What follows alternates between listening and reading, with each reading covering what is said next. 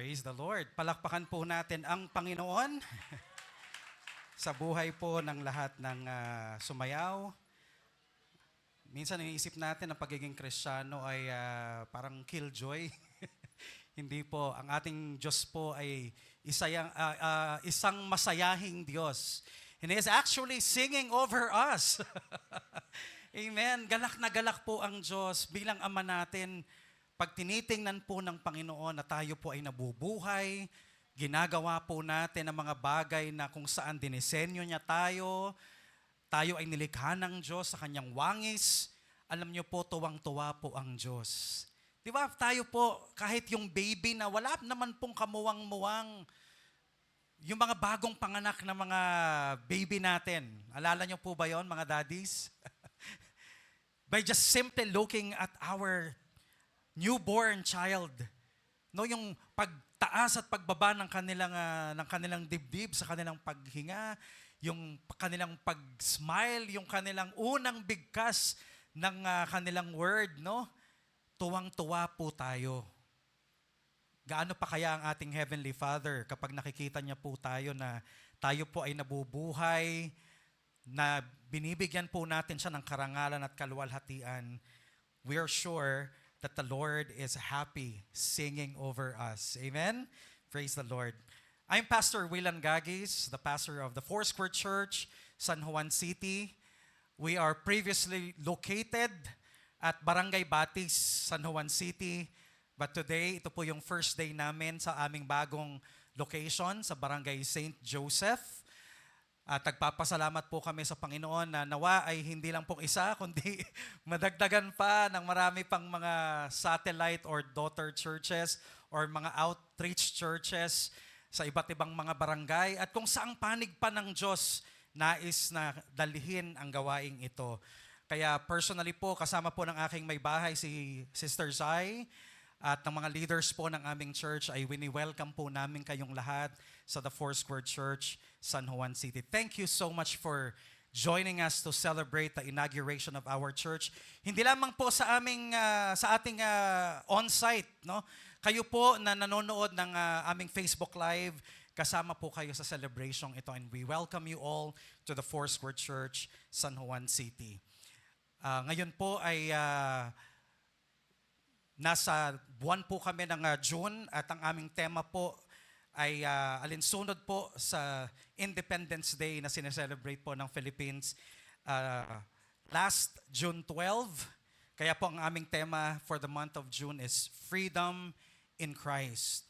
At ang ating pong pag-aaralan sa hapong ito ay may kinalaman din po sa kalayaan, at alam ko po na ito po ay magiging pagpapala sa atin. But before that, let me introduce our church sa ating pong mga guest, sa ating pong mga visitors na ngayon pa lamang po na naka-join sa aming worship service.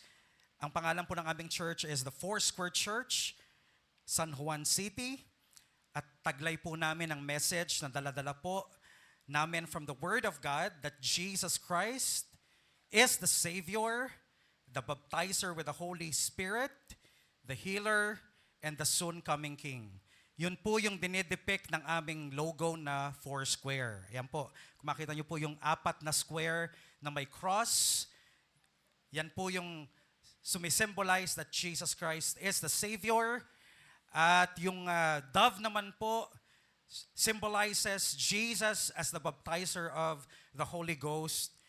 Yung chalice naman po, the blue chalice, represents Jesus as the healer, and the purple crown represents Jesus Christ as the soon coming King. Ang aming pong motto, ito po nasa aming harapan, Jesus Christ is the same yesterday, today, and forever. Hindi po nagbabago ang Panginoong Jesus. Siya po noong nakaraan, siya po ngayon at magpakailan-kailanman. That's found in Hebrews 13:8. Ang vision po, ang pangitain na ibinigay ng Panginoon sa church na ito is that the Foursquare Church, San Juan City, is a healthy and spirit-filled church committed in fulfilling the great commandment and the great commission of the Lord Jesus Christ for the glory of God. Nais po naming makita na itong church na ito ay maging isang malusog na iglesia, puspos ng banal na spirito, at tinutupad ng iglesyang ito ang dakilang utos at mandato ng Panginoong Hesus para sa kanyang iglesia. At yon ay ang mahalin natin ang Panginoong Diyos ng higit sa lahat, ng buong puso, buong kaluluwa, buong kalakasan, buong espiritu natin, at humayo tayo at gawing alagad ang lahat ng mga bansa.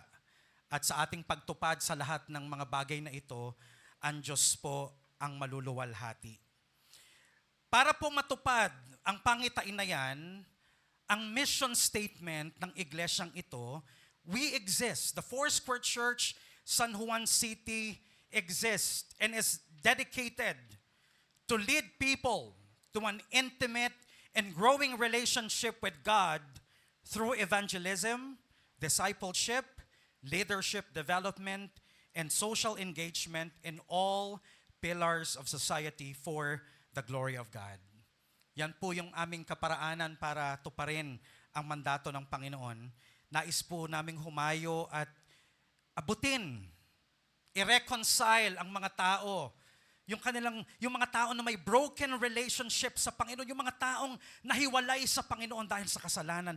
Nais po namin silang puntahan at abutin, hindi lang po hintayin at i-invite sa church, kundi kami po ay hahayo, no? Upang sila po ay i-lead sa Panginoon through evangelism, discipleship, leadership development, and social engagement sa lahat po ng pillars of society for the glory of God. At alam nyo, yan ang dahilan kung bakit kami nag-join sa Apoy. Kung bakit nagkakasundo po ang mga pastors and life coaches ng Association of Pastors for Outreach and Intercession in San Juan. Alam nyo, dahil po, we have a shared vision. We have a shared mission.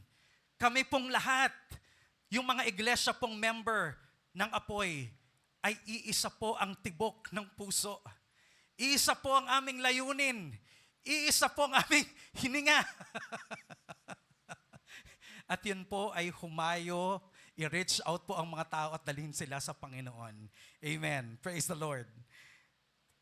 At ang ating church po ay merong pong core programs, at yan po yung evangelism, discipleship, church planting, leadership development, social engagement, financial resource development.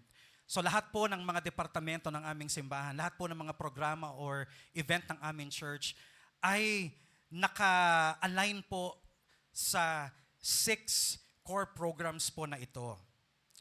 At ito po ay alinsunod doon po sa topic namin last month, Blessed is the nation whose God is the Lord. Through the book of Ezra and Nehemiah, ay binigyan po tayo ng plataforma ng Panginoon kung paano nais ng Diyos na maghatid ng national revival sa ating bansa. At ipinakita po yon sa ginawa po nila Ezra, nila Zerubbabel, nila Nehemiah. Una, sila po ay nagtayo ng templo. At para po sa atin, yan po ay church planting. Yan lang po yung tanging kaparaanan ng Panginoon para abutin ang mga komunidad, ang ating bansa. Magtayo pa po tayo ng marami pang iglesia sa iba't ibang panig ng bansa. Last month ay binigyan ko po kayo ng mga statistics, ng mga datos sa religious makeup ng ating ng Philippines. Ay yung mga people groups na unreached pa. Maaring yung mga probinsya, mga remote areas na hindi pa po nararating ng ebanghelyo ng Panginoon, no? Meron pong website ang PCEC na nandoon po yung mga churches location. Church locator, ang tawag po doon. Makikita po natin kapag hinover nyo po yung inyong mouse, yung pointer po sa iba't ibang panig sa mapa ng Pilipinas, makikita nyo po kung ano po yung mga churches sa bawat mga barangay, sa bawat mga municipalities, provinces, and cities po ng ating bansa. At makikita nyo rin po doon, alin ang mga lugar na wala pa pong mga simbahan. Kasama po ng mga kapulisan. Nung itinuro po sa atin yung kanilang motto na ang gusto ng pulis, ligtas ka. Alam niyo po, nung kami po ay nagkaroon ng meeting with the NCR PO, no? Isa po sa kanilang mandato ay to plant a living church. Nagulat po ako. Sabi ko, ano ba itong inaatinan ko? Akala ko mga pulis. Pero bakit ganito po yung kanilang isa sa mga agenda nila? Sabi, to plant a living church. So yung sinasabi po nila na ang gusto ng pulis ay ligtas ka, hindi lamang po pisikal na kaligtasan, kundi kaisa po natin sila sa pagnanais na ang mga tao po ay magkaroon din, hindi lang ng peace and order, hindi lamang po ng kaligtasan pisikal, kundi ng spiritual salvation. Amen? Palakpakan po natin ang Panginoon. Praise the Lord. At nung tinayo po nila yung templo, nirebuild nila yung temple, ang ginawa naman po ni Ezra, because he is an expert in the law. He is a scribe, he's an expert of the Old Testament, at nakita po niya ang mga buhay ng mga Hudyo, yung mga returning Jews sa Jerusalem, na ang mga buhay nila ay malayo na sa Panginoon because yung kanila pong dating buhay na kultura, yung identity po nila bilang mga anak at lingkod ng Panginoon ay nawala na sapagkat sila po ay napunta ng mahabang panahon, tumira ng mahabang panahon sa isang pagan culture at nation. At dahil po doon ay naging corrupted po sila. Kaya si Ezra po, nakita natin kung paano po siya nanangis, nag-fasting, nag-prayer sa Panginoon at nagsisi at sinundan po siya ng kanyang mga kababayan. So after rebuilding the temple, Ezra led the people to build the community, the people of God. Para sa atin po, ang katumbas nito ay if we want to build God's community, God's people, we will do this through discipleship, through Bible study, through fellowship. Ang bawat inililigtas ng Panginoon ay kailangang ma-assimilate sa isang local church upang sila po ay maalagaan at maging parte ng faith community. Tuloy-tuloy na pag-aaral ng salita ng Panginoon. At panghuli, hindi lang sapat na mayroong temple, may church, hindi lang sapat na may grupo ng mga believers na regularly nag-worship, nagpipray, nag-aaral ng salita ng Panginoon at nagmimisyon. Kinakailangan din po ng walls. Amen? Yun naman po ang itinayo ni Nehemiah. He rebuilt the walls of Jerusalem. The walls represents security, covering. Amen? At ito naman po ay magagawa natin, yung walls na yan, yung covering na yan. Mapapanatili nating secure ang mga anak ng Panginoon by loving one another. At yun po yung tema ng ating second year anniversary sa taong ito, growing together in love. As we care for one another as brothers and sisters, as we care for God's flock, napoprotektahan po natin sila sa gawa ng kaaway. No? Sabi po ng salita ng Panginoon, for love covers multitude of sin. At syempre, panalangin.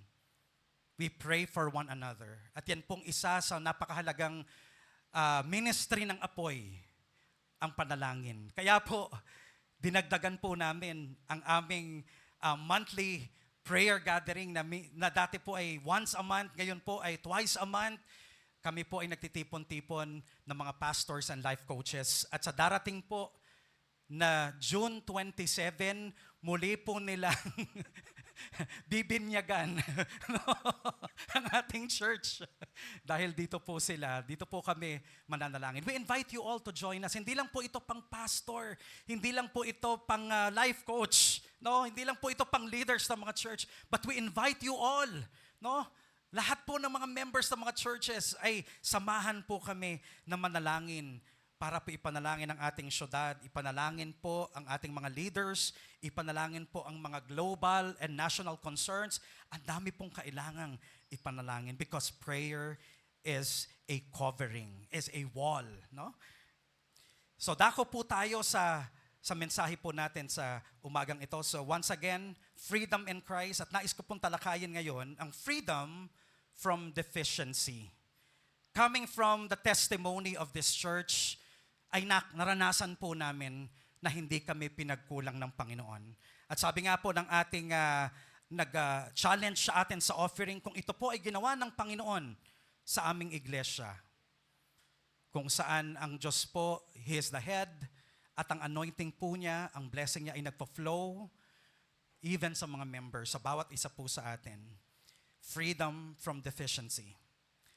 Psalm 23 verse 1, sabi po ni David, "The Lord is my shepherd, I shall not want." Isang mahabang karanasan ni David bilang lingkod ng Panginoon mula sa kanyang pagkabata hanggang sa siya ay naging isang hari. Ang kanyang conclusion, nung nakita niya ang buhay niya, kasi siya po ay once a shepherd boy bago po siya naging hari. Naalala po natin when Prophet Samuel anointed him to be the next king of the nation of Israel, he was in the field, tending the flock of his father, Jesse. Wala nga po siya doon nung namimili na si Samuel. At tinitingnan po yung mga matitikas niyang mga kapatid because he is the bunso among his siblings. At nakita po natin dito sa Psalm 23, naalala po ni David ang kanyang buhay at kinumpara po niya ang kanyang relationship sa Lord, kay God. That God is his shepherd at si David naman po yung sheep. Sa ating pong mga Kristiyano sa panahon na ito, we can also say this verse. This verse is also for us. If we have a personal relationship with God, if we consider God as our shepherd, as our father, we can also claim this promise that we shall not be in want. Hindi po tayo makakaranas ng kakulangan sa ating buhay. In Romans 8, verse 32, lagi natin dinideclare, God is our Jehovah Jireh. He is our great provider. Of course, the first context of that verse in Genesis, when Abraham offered Isaac to the Lord, and he called that place Jehovah Jireh, the Lord is our provider. Ang minimin po doon na provision ay hindi po yung talagang mga needs natin. But the Lord is going to provide for a sacrifice. Amen? Hindi po natuloy yung pag-alay kay Isaac because the Lord provided for a ram, for an animal sacrifice. Na yun po ay foreshadow ng gagawin niya on the cross of Calvary when God the Father sent Jesus Christ, when He gave His only begotten Son to be the sacrificial lamb, the lamb who takes away the sin of the world. Kaya nung namatay po si Jesus Christ doon sa cross, He died as our Savior. Amen? Yun po yung fulfillment nun. Jehovah Jireh means that God will provide a sacrifice, and that is Jesus Christ. Pero wait lang po. When you read Romans 8 verse 32, you will be amazed na hindi lang intensyon ng Panginoon na mag-provide ng Savior, but God, as our provider, wants to provide and supply all our needs together with His Son, the Lord Jesus Christ. Sabi po, He who did not spare His own Son, but gave Him up for us all. Hindi raw ipinagkait ng Ama ang most treasured possession niya, ang kanyang anak. His own Son, but gave Him up for us all. How will He not also, with Him, with Jesus Christ, graciously give us all things. Amen?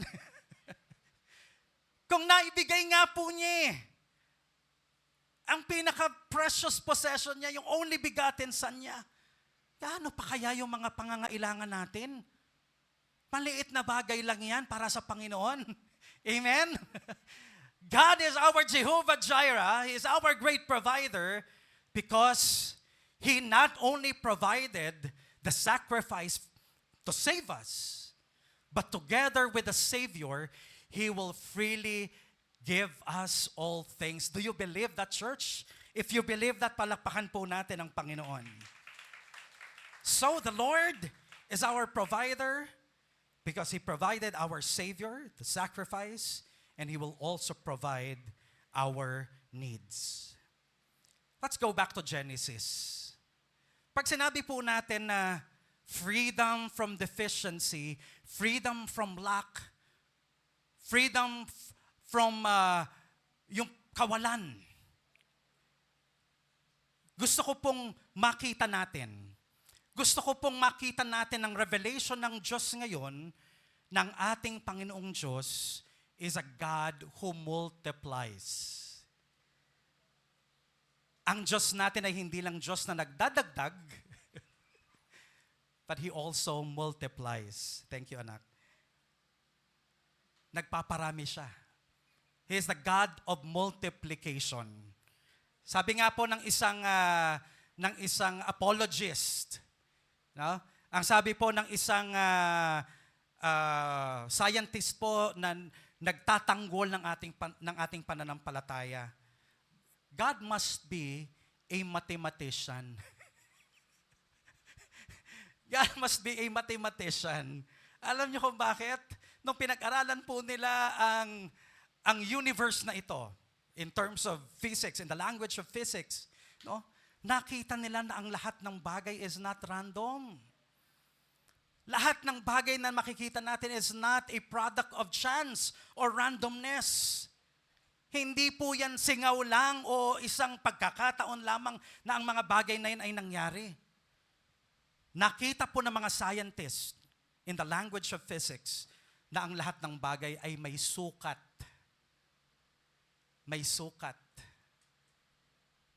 Lahat po, yung temperature ng ating mundo, yung distansya natin sa araw, yung ating orbit sa pag-ikot ng mundo sa kanyang axis, yung magnetic field, yung gravity ng ating mundo, lahat po ay may tamang sukat na kung yan po ay pakikialaman natin at gagalawin po natin ng kahit kaunti, even 5%, mamimess up po. Kaya sabi nila, God must be a mathematician. Pero alam niyo po, hindi lang dahil ang Diyos natin ay full of wisdom, omniscient God, when He created the universe. But God is also a mathematician because God is a God of multiplication. Kaya po niyang magparami. He's a miraculous God. Ang ating pong Diyos ay hindi sakop ng mga batas o law ng nature. Ang Diyos po natin ay supernatural. God exists even before the creation of this universe. Hindi po siya parte ng material, ng matter, no? Ng time and space. Ang Diyos po natin, He is the Almighty God. And He is able to multiply things. And we know from Genesis, when God spoke, out of nothing, ang Diyos po ay lumikha ng billions. Billions of galaxies and stars. Hallelujah. When God spoke, nagkaroon po ng multiplication sa vegetation. Tumubo po ang mga pananim. God spoke at nag-multiply po ang mga buhay sa dagat. Nag-multiply po ang mga buhay sa kalupaan, even sa himpapawid sa mga ibon. And when God created man, basahin po natin sa Genesis 1:28. And God blessed them. Nang nilikha po ng Panginoon ang tao, pinagpala po sila ng Panginoon. At yung pagpapala ng Diyos sa tao ay nananatili po. Sino po ang tao dito? Kung ikaw ay tao, no? Hanggang ngayon, taglay mo pa rin ang bendisyon ng Diyos na kanyang diniklara kay Adam and Eve. And God blessed them. And God said to them, be fruitful and multiply and fill the earth and subdue it and have dominion over the fish of the sea and over the birds of the heavens and over every living thing that moves on the earth. Genesis 1:28. Sa pasimula pa lamang, nandoon na po ang pagpapala ng Diyos. At ang pagpapala ng Diyos na yon is in the exponential power. Yun po ang other term nila ng multiplication exponential power. Nakikita niyo po yung mga yung may mga square, no? Ibig sabihin, imumultiply mo yung kung ilang beses, kung ilang number po, no? Kung 2 or 3 or 4 times, no? Imumultiply mo po yun. So ang Diyos po, yung kanyang pagpapala po is in the exponential power. Ganon po ang pagpapala ng Diyos na taglay-taglay po natin sa ngayon. Let me prove this point in the history. Kung paano po pinakita ng Diyos yung exponential power na yun, yung multiplying power na yun sa kanyang mga lingkod, sa kanyang mga anak. Genesis 26, verse 1, 12 and 13. This is a story of Isaac. Sabi sa verse 1, now there was a famine in the land. Meron pong tagutom. At kadalasan po yan ay dahilan po ng drought. No? May matinding tagtuyot. Kaya po yung mga pananim nung panahon na yon ay hindi po nagsisitubo ng sagana, hindi po namumunga ng sagana. May scarcity. May kakulangan sa pagkain. May kakulangan. No? May deficiency sa supply ng pagkain ng panahon na yun because of this famine in the land. Pero alam nyo, itong lingkod ng Diyos na si Isaac, no? Second generation after Abraham, ito po ang nangyari. In verse 12, despite the famine, sabi po, Isaac sowed. Siya po ay nagtanim, siya po ay nag-agriculture in that land and reaped in the same year 100-fold. Hallelujah. And God blessed him. And the man became rich and gained more and more until he became very wealthy. Hallelujah. That is the exponential power of God. Ang mga lingkod at mga anak ng Diyos, ang kanyang pagpapala sa atin ay hindi nakadepende sa ekonomiya ng bansang ito. Maaaring nandyan po yung mga samot-saring balita at minsan nagdadala ng takot sa atin. No? Magkano na utang ng Pilipinas ngayon? Trillion na. 16 trillion na. No? Hallelujah.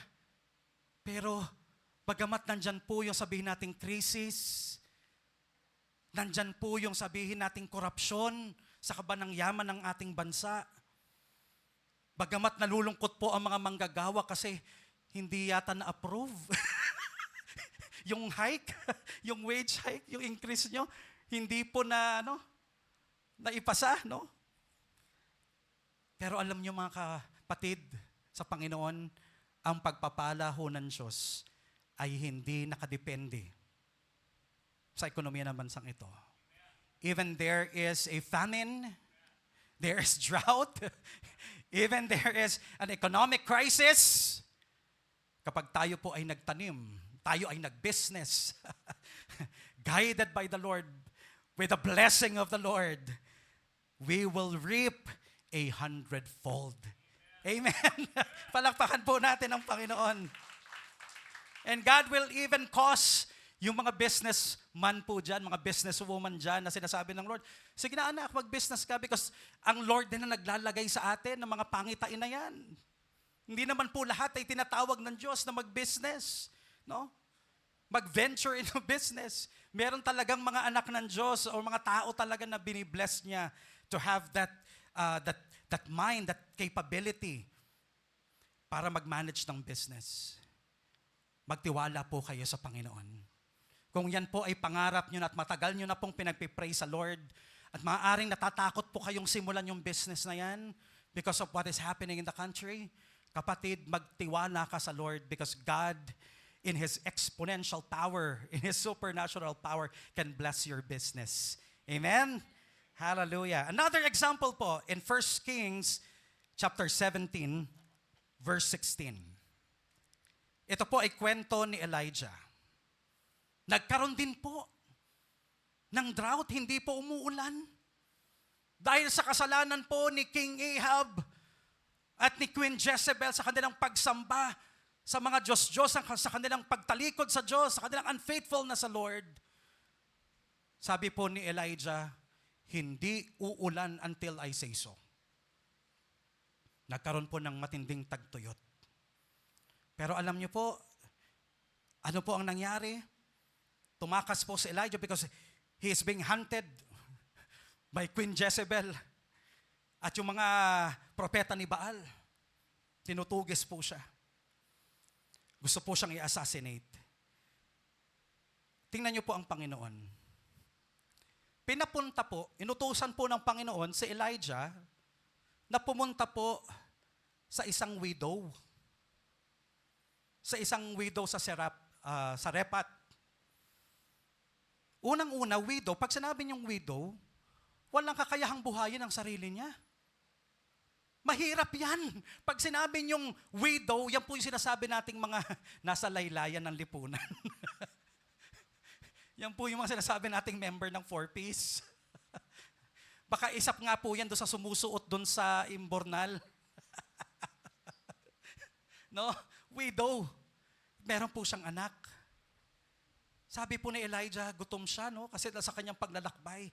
Sabi niya, Ginang, maaari ba ipaghanda mo ako ng tinapay? Sabi po nung widow sa kanya, as the Lord lives, I don't have a bread. I only have this morsel of flour and few oil. Sabi niya na, alam mo ba, nag-gather na lang kami ng fire sticks because this is our last meal. Itong huling arena na to, itong takot ng harina na to, ay ilulutuin ko para makakain kami. At pagkatapos naming kumain, ay hihintayin na lamang namin ang aming kamatayan. But because, sabi ng babae, sinabi mo, ikaw ay lingkod ng Panginoon, sumunod po ang widow na ito. Sabi ni Elijah, basta ipaghanda mo ko ng tinapay at pagkatapos maghanda ka rin para sa inyong mag-ina sapagkat hindi kayo pagkukulangin ng Panginoon. Nag-prophesied po si Elijah that the jar of flour will not be spent.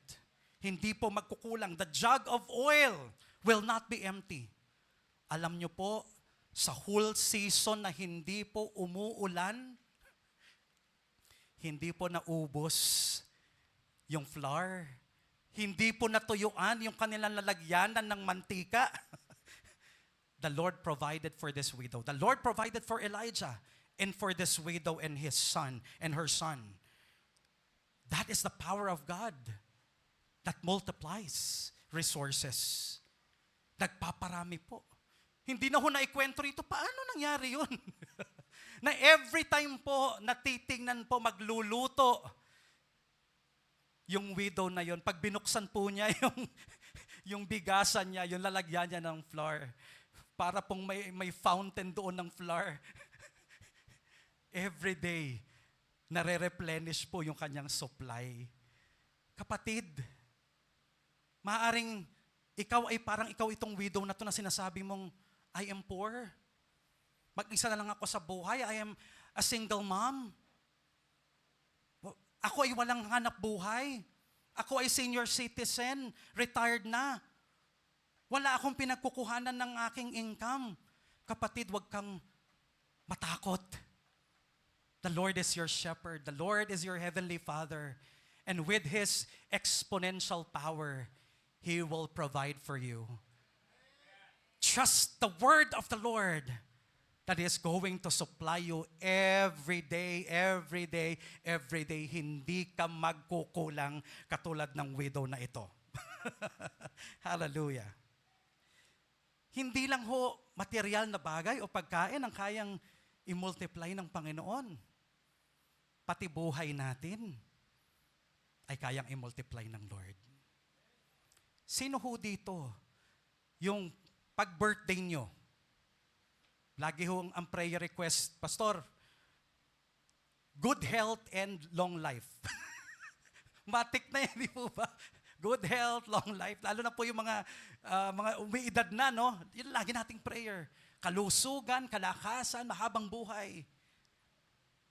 Pero ang sabi ko nga, bago ko ipag-pray, sige, bago ko ipag-pray, kung pagagalingin ka ng Panginoon, kung palulusugin ka ng Panginoon, kung bibigyan ka pa ng Diyos ng mahabang buhay, ano ang gagawin mo? Ano ang gagawin mo? No? Alam niyo po, si Hezekiah, dinapuan ng matinding karamdaman, nasukat niyang ikamatay. Pero alam niyo po, nung nanalangin siya, siya po ay nanangis sa Panginoon, lumuha sa Panginoon.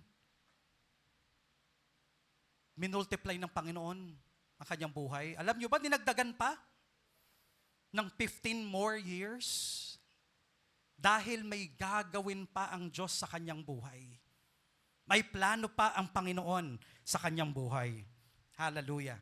Sabi, go and tell Hezekiah, sa Isaiah 38 verse 5, go and tell Hezekiah, the Lord, the God of your father David says, I have heard your prayer. I have seen your tears. See, I will add 15 years to your life.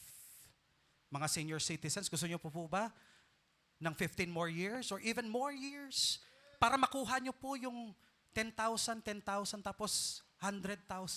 Gusto niyo ba yon? Sana po kapag ka na-claim nyo na yung 100,000 nyo, magpa-party naman kayo, invite nyo kami. Praise the Lord. Alam nyo kung bakit? Kasi gusto pa nating maglingkod sa Lord.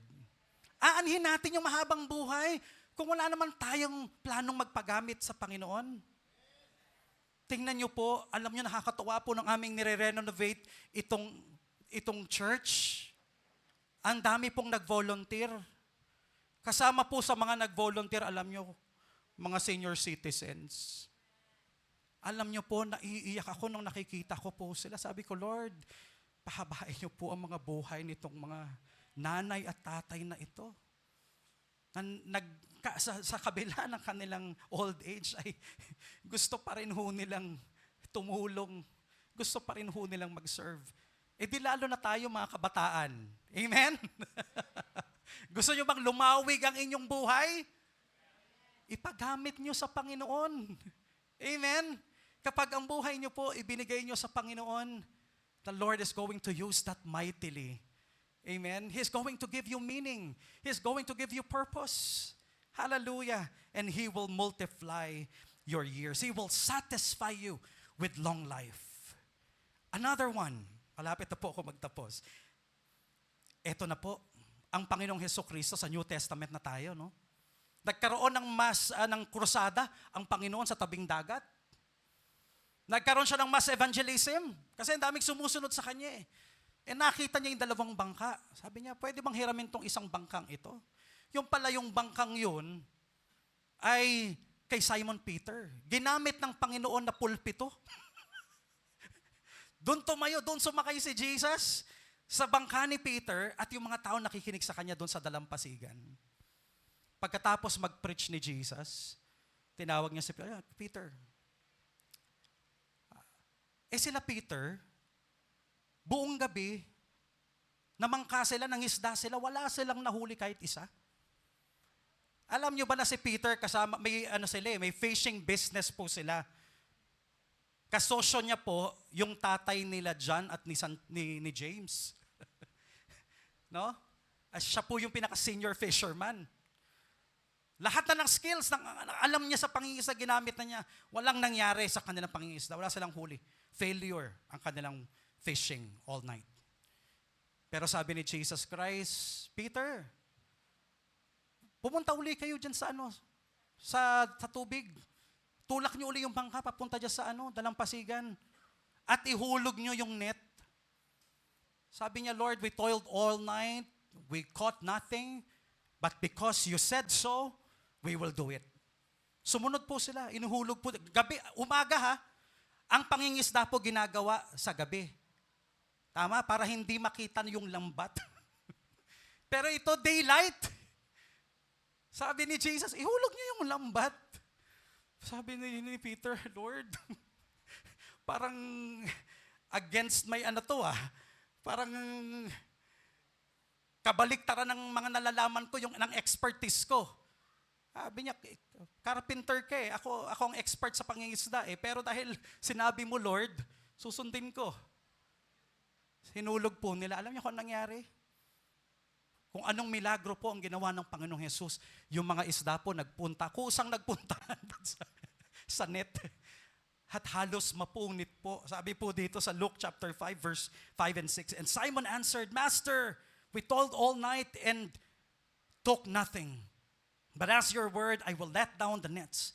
And when they had done this, they enclosed a large number of fish and their nets were breaking.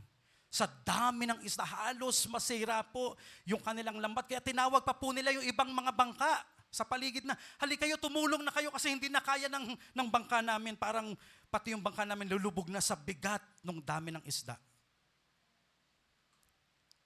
Hiniram ni Jesus yung fishing boat ni Peter. Anong isinukli ng Panginoon? With His exponential power, walang nahuli si Peter buong night. Pero ano nangyari? Binayaran ng Panginoon, multitude of fish ang ibinayad ng Lord.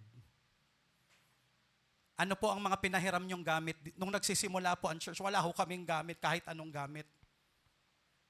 Pero alam niyo po yung mga kapatiran namin, isa-isa nagpahiram ng speaker, nagpahiram ng upuan, nagpahiram ng walis. Hindi walis, wala ho kaming. Nagsisimula kami. Ni walis wala ho, ni daspan wala. Lahat ho na nakikita nyo, lahat po yan ay biyaya, mga bigay, pahiram, paggamit po ng mga members, donated ng mga members.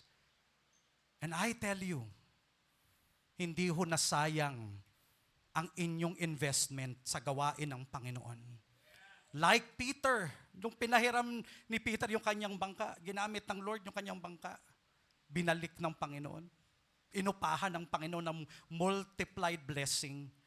Kapatid, the Lord is going to bless you in exponential power blessing sa pagpapahiram po ninyo, pagdodonate ninyo ng mga gamit, o ano man po ang sasakyan na pinapahiram nyo sa church, sa paghahakot, anything na ipinapagamit po ninyo sa Panginoon. Yung bahay nyo, binuksan nyo po for Bible study, for prayer meeting, God is going to bless your house. God is going to bless your vehicle. Dadagdagan ng Lord yung vehicle mo.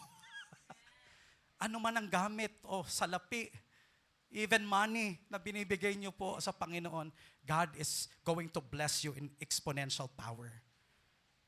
Matthew chapter 14, alam nyo po ito. Nagkaroon na naman ng krusada ang Panginoon, ang daming mga tao, inaabot na ng hapon. Papauwiin na po yung mga tao, pero sabi ng Lord, no. Gutom yung mga tao eh.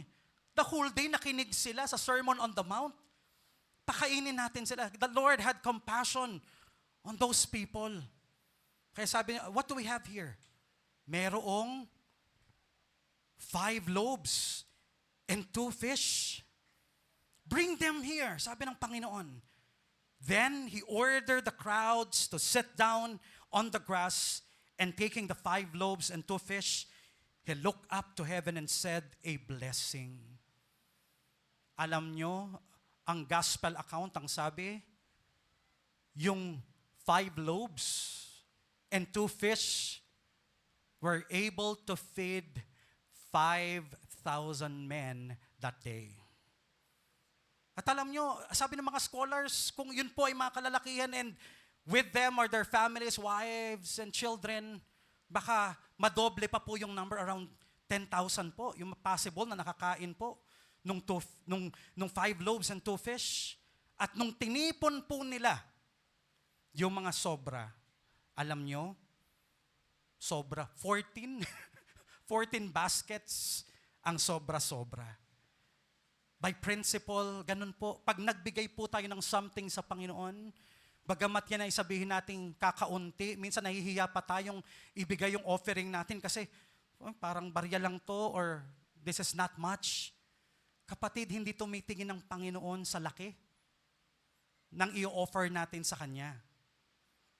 Ang tinitingnan ng Lord yung faith natin sa Kanya, yung pagtitiwala natin sa Panginoon, that when we give something to the Lord, when God blesses it, He multiplies the blessing that is able to bless other people, many people. At yun po ang ginagawa ng Panginoon sa ating church. The Lord is blessing you to bless the church.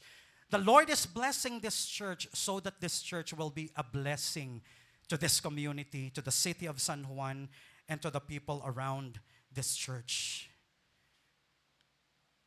Kahit nga po si Peter namangha sa power ni Lord. In the book of Acts, sabi ni Peter doon sa pulubi na nag-expect sa kanya na papalimusan siya. Silver and gold I do not have, but what I do have I give you. In the name of Jesus Christ of Nazareth, rise up and walk. Tayo po minsan, kahit 500 pa yung or 1,000 pa yung natitira sa wallet natin, lagi nating sinasabi, wala na akong pera. Pag sinabi nating last money sa atin, ang katumbas na nun, wala na akong pera. Alam nyo, itong mga alagad, very poor. Silver and gold I do not have. I do not have money. Pero kahit pala, dumating tayo sa ganong kalagayan na walang-wala tayo, sabihin mo sa katabi mo, kapatid, hindi ka pa rin zero.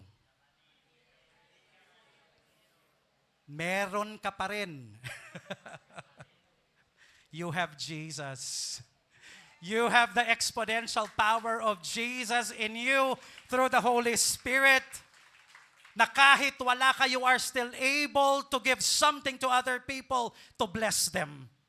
Hindi laging pera ang solusyon sa mga problema ng tao. Hindi laging material na bagay ang magpapasaya sa mga tao. The most important thing that we can give them is Jesus. The power of Jesus. The power of Jesus to heal, to save, to deliver, to set us free. And because of that, God is able to make all grace abound to us, so that having all sufficiency in all things at all times, you may abound in every good work. Mga kapatid, wala pong sino man sa atin dito o magiging kuripot, o magiging idle, or walang ginagawa, because you are blessed to be a blessing. Kapag ikaw at alam mo sa sarili mo na ikaw ay pinagpala ng Panginoon, and that is not only because you have something. Akala kasi natin yung definition ng blessing, you have something. Marami ako nito, I am blessed. Kapatid, being blessed is simply your identity. Ikaw yan. Merong ka o wala, you are blessed. Because you have the most treasured possession in all universe, and that is the Lord Jesus Christ. When you have Jesus in your heart, you have everything. Because He is our all in all. When you realize that you are blessed, alam mo, hindi ka malulungkot eh. Lagi kang energized, lagi kang masaya. Lagi kang masaya na magbigay. Lagi kang nag-iisip kung paano ako makakatulong. Ano ang may bibigay ko? Ano ang magagawa ko? Kaya kapatid, dito sa church, dito sa bagong place natin, hindi lang ho tayo lumipat dito para magkantahan. Hindi lang tayo nalipat dito para maging masaya at mag-enjoy ng blessing ng Lord. Araw-araw itatanong natin, Lord, because you have blessed us, ano po ang magagawa ko to bless others? Ano po ang maitutulong ko? Ano po ang magagawa ko sa community? So that in all things, we will abound and also abound in every good work. At ito po, na-mention na kanina, but I want to say it again. We are blessed because it is our identity and we have the Holy Spirit who is the power of God, that multiplying power of God, that exponential power of God is the Holy Spirit in us. At ang sabi po ng Lord in Ephesians 3:20, now to Him who is able to do far more abundantly than all that we ask or think, according to the power that at work within us. Ang Diyos kayang mag-multiply, kayang gumawa, kayang magmilagro. Higit pa dun sa iniisip natin, higit pa sa ipinagdadasal natin, higit pa sa mga ini-expect natin, ganun kayang kumilos ng Panginoon. Kaya kapag na-realize natin ang Diyos natin, He is our shepherd, that God is our Father, that God is our Jehovah Jireh, that God loves us so much. Alam nyo, doon ho tayo mapapalaya, magiging malaya from deficiency. Brothers and sisters, I do not know kung ano pong klaseng kakulangan ang meron ka sa araw na ito as you come here. But know that the Lord is our Jehovah Jireh. Ayaw ng Lord na manatili ka na nandyan, nagmumukmok, malungkot, namumroblema dahil may mga kawalan sa iyong buhay. Why don't you come before Him and trust Him and acknowledge, recognize Him as your Heavenly Father, as your shepherd, as your Jehovah Jireh, and let Him, with His exponential power, supply all your needs today in Jesus' name. Hallelujah. Sa church po na ito, ang dami pong testimony na ang sarap sanang sambitin kung meron lang tayong sapat na oras. Na-mention kanina si Brother Jumar, yung ating foreman. Alam nyo ba na twice na yan na na-hospital? Puputulan na ng paa yan eh. Puputulan na ako ng paa eh. Pero sino kung mag-aakala na mangunguna pa yan dito sa pag-organize po ng ating renovation? Nung isinuko niya po ang kanyang buhay sa Panginoon, ngayon ho, minumultiply ng Lord ang life niya, giving him purpose, giving him meaning. Hallelujah. Hallelujah.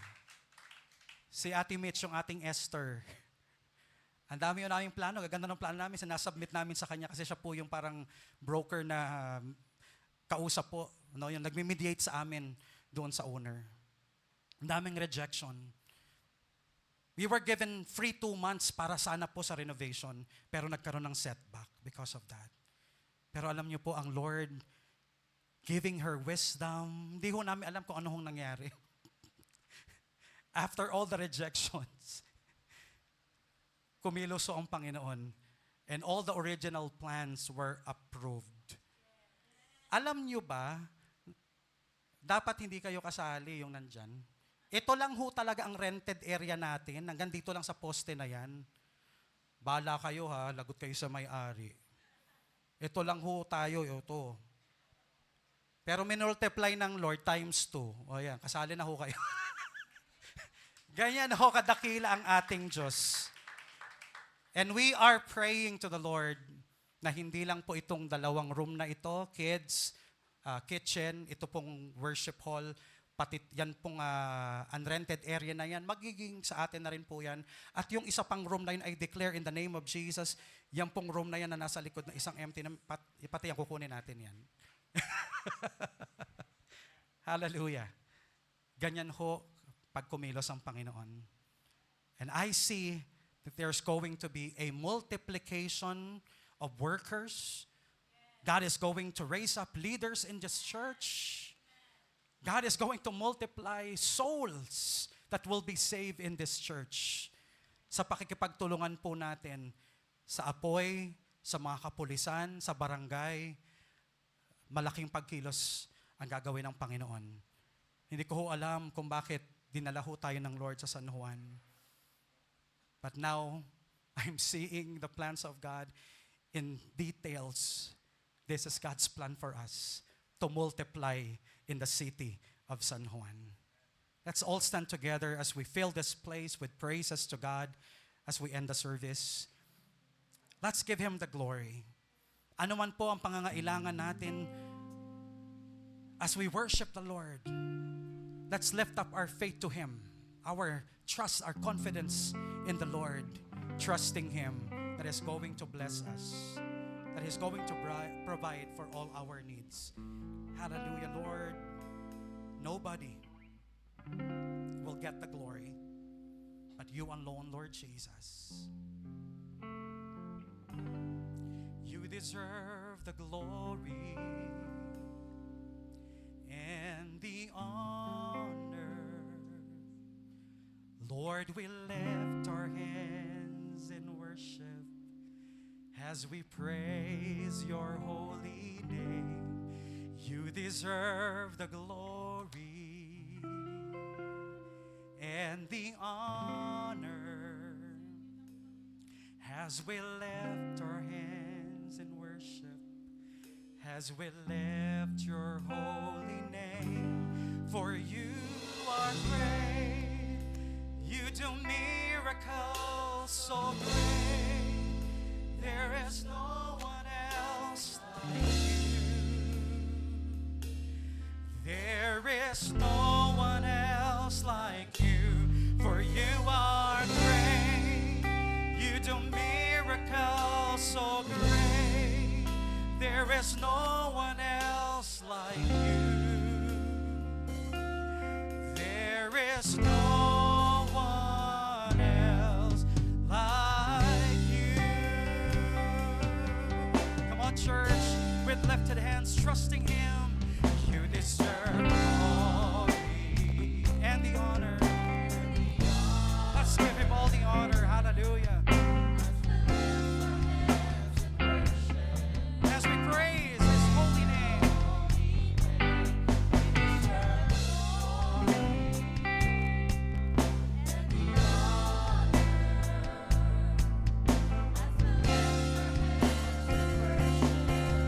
As we praise Your holy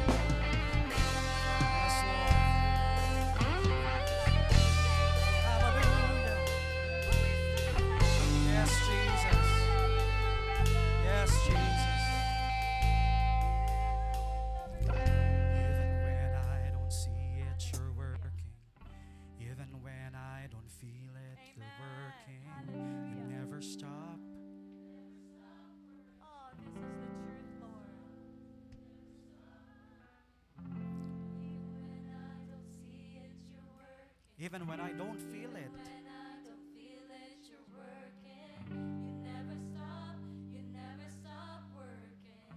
You never stop, you never stop working. Even when I don't see it, you're working. Even when I don't feel it, you're working. You never stop, God never stops working. working. You never God is working. stop working. He is working today. He is moving today in our midst. The Holy Spirit is moving in our midst today. Stop working. You never stop, you never stop working. Even when Even when I don't feel it, you're working. You never stop, you never stop working. You never stop. for the last time, Waymaker, Waymaker, miracle worker.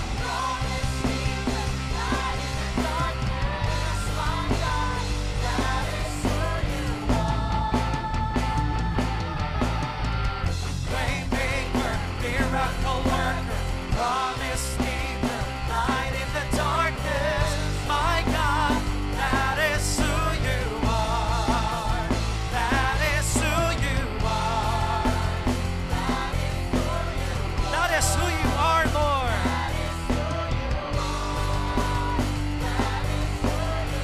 Come on, declare it. That is who you are.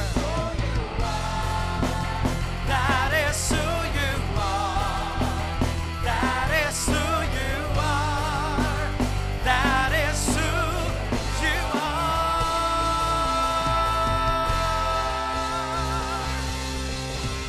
Hallelujah. Hallelujah. Thank you, Jesus. Thank you, Jesus. Receive it from the Lord. Believe it. Stand on His word. Claim His promise. Hallelujah. Hallelujah. We receive it, Lord. We receive your provision. We receive your healing. We receive your exponential power, oh God, working in us. Whether we see it or not, whether we feel it or not, we know, Lord, that you are working. Your Spirit is working in our lives. And we receive it and we believe it, Lord, in Jesus' name. Ano man, Panginoong, mga pangangailangan, kagalingan, kalakasan, guidance, Lord, protection, provision sa kanilang mga pangangailangan, financial, Lord, na pangangailangan. May mga anak mo, Lord, na maaring may mga utang, Lord. Merong mga pangangailangan, may mga kailangan bayaran, lalo na itong pasukan, Lord. May mga kailangan silang bilhin. May mga bills na kailangan bayaran. Lord, in the name of Jesus, by your exponential power, O God, through the Holy Spirit, you are going to provide miraculously, not only enough for their needs, but even more, Lord, so that you will use them as a channel of blessing to other people. And that I declare in the name of Jesus. And Lord, your blessing upon this church will also overflow, because you will use this church as a channel of blessing to this community, to the city of San Juan, and to wherever you are going to lead us, Lord. Bless us, oh God. Bless us more. Extend the boundaries of this church. Lord, yung mga nagpaplan ng business, or even yung may mga businesses, Panginoon, yung mga career nila, Panginoon, yung mga working, mga employees, Panginoon, Lord, prove, Lord, your power to them by supplying all their needs according to your riches and glory in Christ Jesus. Father, we give you praise for everything you've done. May I call Brother Paul to close us in prayer, to declare the blessing of the Lord. Hallelujah. Hallelujah, Jesus. Let us all keep our mood, Panginoon, in Panginoon sa worshiping position namin, Panginoon. Hallelujah, Jesus. Hallelujah. Endless praise and worship and thanksgiving to you, O Lord. Hallelujah, Jesus. No one is above your name, Panginoon. Truly, your name, Panginoon, there is provision. There is healing, O Lord God. there is wisdom. There is order, O Lord. Hallelujah, Jesus. Our words are not enough, Panginoon, to describe how good you are, O Lord. Hallelujah, Jesus. Hallelujah. As we close our service, Panginoon, full of celebrations, we would like to thank you for displaying how good of a God you are. Lord, we thank you for our fathers who you gave us to mold our lives and serve us as our guide. We may have different upbringings, Panginoon, but we firmly believe that you are with them in all stages of their lives, O Lord. Hallelujah, Jesus. Thank you, Lord, for blessing us with this new dwelling place. Thank you, Lord, for providing the right people for this transition. Thank you for providing our needs. Thank you for the wisdom on how to proceed. Sa bawat baklas, bawat pokpok, bawat kabit, bawat pintura, Panginoon, we know that you have been with us throughout the process. The God of vision is indeed the God of provision. Truly, you are faithful to your words, that you are our shepherd and we are your sheep.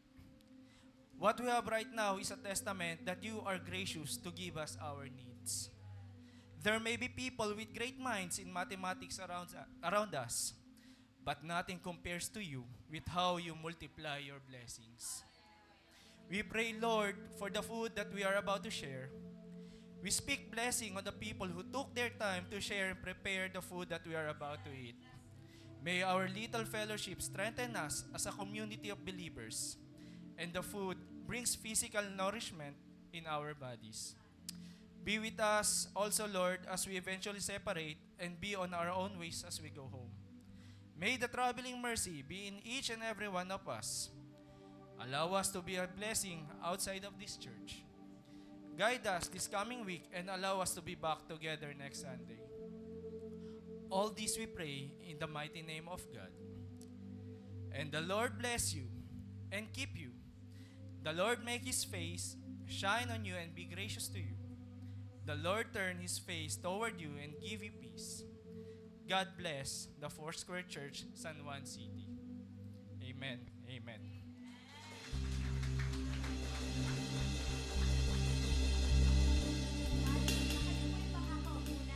Kami lamang po ay magpe-prepare para po sa ating salo-salo. So, maaari po bang may request na i-move po natin ng konti yung mga upuan natin dyan? And then yung ating po mga ushers ay maglalagay po ng tables para po sa ating food dito po sa right corner ko. Ayan. So, pwede pong iusod lang natin po yung ating upuan dyan so we can get our food later. Or pwede pong i-circle po ninyo pag ganito para mas malaki po yung ating pong space. Ushers, our UFM and UFW, please help in setting up our tables and food. And then sa atin pong order, pwede po ba natin na paunahin ang atin pong mga elders, yan, sa pagkuha po ng pagkain.